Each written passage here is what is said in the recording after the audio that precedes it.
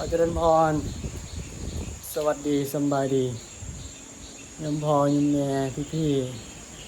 ทุกท่านทุกคนเพื่อนสหายเนาะตอนนี้หลวงพี่มาถึงขอนแก่นแล้วเนาะหลังจากไปอยู่ลาวอ่า เป็นเวลาเดือนหนึ่งเป็นเดือนหนึ่งนะกลับลาวกลับไปยามพ่อยามแม่เด้อยามยายเมื่อนี้จะเป็นมื้อวันอาทิตย์เนาะเมื่อวานนี้แล้วพี่กลับแต่วันเมื่อวานนี้เนาะกลับจากเวียงจันทร์กลับจากเวียงจันทร์นั่งรถเมล์เนาะเห็นพ่อแม่อาจจะเคยนั่งเนี่ยพี่ที่เคยไปเที่ยวเวียงจันทร์หรือว่าไปเที่ยวหลวงพระบางแต่กะตอนกลับก็สามารถนั่งรถเมล์เนาะมันจะมีรถเมล์มันเพิ่งมีปี2020อยู่ครับไปกับใครไปกับมอมเคนอ๋อโอเค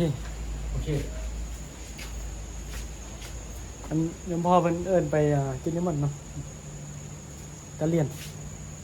ไปอะไรอยังหั่นดิไปอะไรอยังหั่นบอก กินเขาวแล้ว อ๋อแล้วกลับบ้านดิ กินเขาวก่อนไปเป็นพวกขนมนั่นน่ะ จะเจอ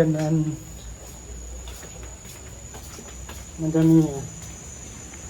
วัดที่ลุงพี่อยู่หนึ่งมันเป็นวัด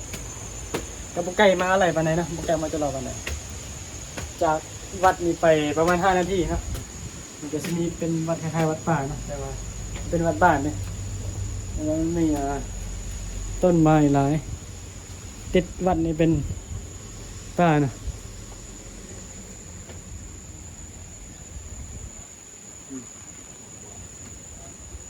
นี่นะเมื่อกี้นี่หลวงพี่กำลังคิดเราการไปลาวอยู่เดี๋ยวบังเอิญอันยมพ่อเป็นมาเอิญไปกินนิมนต์ก็เลย ดูถ่ายเบิ่งเลยซะถ่ายเลยก็วัดหลวงพี่อยู่หนึ่งจะมีพระลาวมี2 รูปเนาะพระลาว2 รูปแล้วก็พระไทยกับคนที่4เนาะคนไทยพระคนไทยแล้วก็พระบังกลาเทศแต่ว่าเป็นเนรเนาะบังกลาเทศบริเวณพระนะ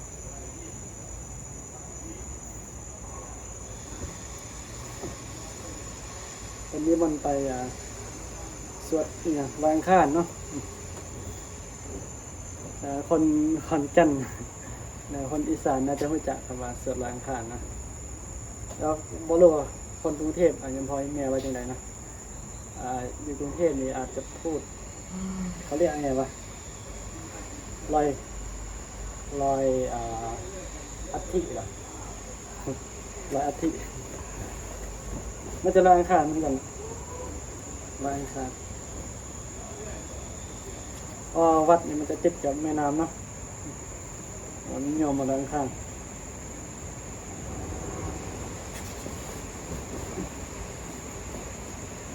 ก็คือไปอยู่ลาวเดือน1เนาะลาวไม่ว่าผมคิดว่าลาวเดือน1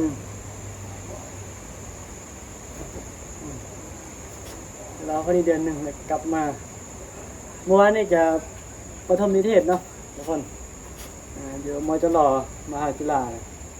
เป็นประถมนิเทศนะก็เลยเฝ้ากลับวันจันทร์นี่ก็จะมีเรียนแล้ว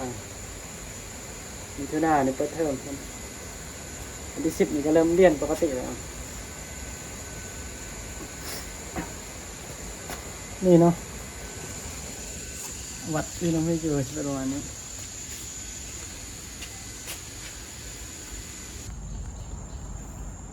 วัดที่หลวงพี่อยู่นะประมาณนี้นะอันนี้เป็นเมนเนาะนี่เป็นศาลา